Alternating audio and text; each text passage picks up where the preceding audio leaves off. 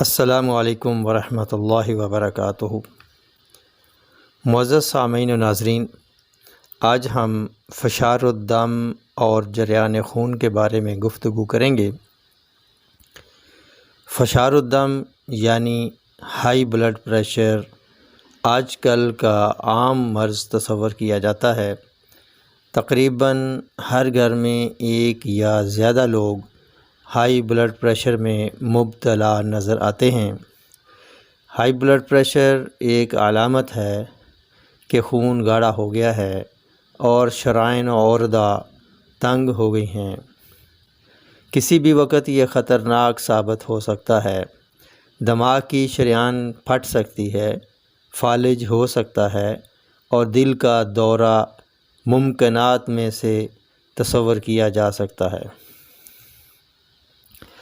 جریان خون کا مطلب ہے کہ خون کا کسی بھی راستہ سے جاری ہونا، بہنا، وہ ناک سے شرائین کے پھٹنے سے ہو جسے نکسیر کہا جاتا ہے، وہ حیض کی کثرت سے ہو یا پیچش خونی کی صورت میں ہو، بول یعنی UTI کی وجہ سے خون آ رہا ہو، منہ سے خون آ رہا ہو، یہ سب علامات جریان خون پر دلالت کرتی ہیں۔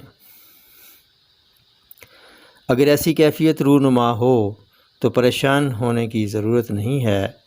آپ آدھا گلاس پانی لیں، اس میں چنے کی دال 10 گرام ڈال دیں اور 20 گرام ناریل کا ٹکڑا ڈال دیں۔ یہ عمل رات کو کریں۔ صبح نہار یہ ناریل کا ٹکڑا چبا چبا کے کھا لیں۔ دال بھی خوب چبا چبا کر کھائیں اور تھوڑا تھوڑا گھونٹ گھونٹ کر کے یہ پانی بھی پی لیں۔ یہ عمل روزانہ 12 دن تک کریں، بلڈ پریشر نارمل ہو جائے گا اور جریان خون کہیں سے بھی ہو کنٹرول ہو جائے گا۔ پرانا سر درد جو کسی دوا سے نہ جاتا ہو، اس کے استعمال سے آرام آ جاتا ہے۔ اس کے ساتھ ساتھ غذائی علاج بھی جاری رکھیں گے تو سونے پہ سہاگا ہوگا۔ تمام سرد خشک سے خشک گرم اور گرم خشک اغذیہ سے پرہیز کریں، مثلاً تمام گوشت، کریلے، بینگن، مونگرے، پالک، میتھی وغیرہ اور دال مسور وغیرہ، اور گرم تر اور سرد تر اغذیہ کا استعمال زیادہ سے زیادہ کریں گے، مثلاً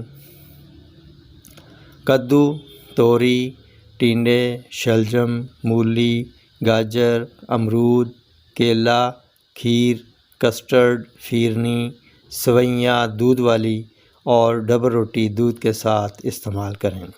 لہسن، ادرک کا استعمال بھی کریں اور سبز الائچی، زیرہ سفید کا قہوہ دن میں 3 بار استعمال کرنا بہت مفید ثابت ہوتا ہے۔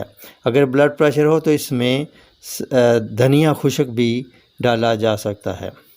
تندرستی انمول نعمت ہے۔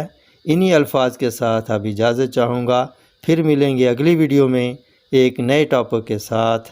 تب تک کے لیے اجازت دیجیے۔ السلام علیکم ورحمۃ اللہ وبرکاتہ۔